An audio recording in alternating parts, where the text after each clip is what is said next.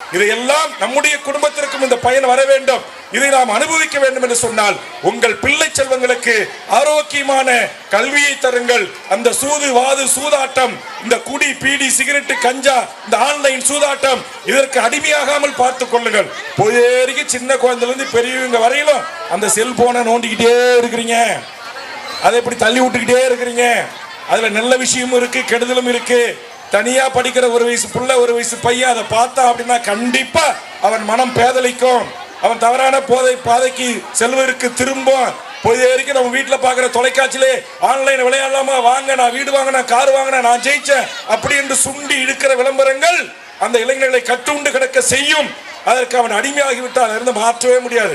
பல படங்களை நம்ம பார்க்கிறோம், செய்திகளை படிக்கிறோம், அவன் மேல ஃபுல்லா எறும்பு ஏறுது, பூச்சி கடிக்குது, ஆனா அவனுக்கு அந்த செல்போனை வைக்கிறதுக்கு மனம் இல்லை. புரியுதுங்களா? அந்த அளவுக்கு அதுக்கு அடிக்டா இருக்காங்க. எதை ஒன்றுக்கும் அடிமையாக்க நம்முடைய பிள்ளைகளை விடக்கூடாது. அதனால் போதை வாஸ்துகளுக்கு, குடி பழக்க வழக்கங்களுக்கு, பீடி சிகரெட்டுக்கு, வேறு எந்த விதமான தவறான போக்குக்கும் நம்முடைய பிள்ளை செல்லங்கள் அடிமையாகாமல் பார்த்து கொண்டு நம்முடைய பெருந்தலைவர் அவருடைய பிறந்த நாளை கொண்டாடுகின்ற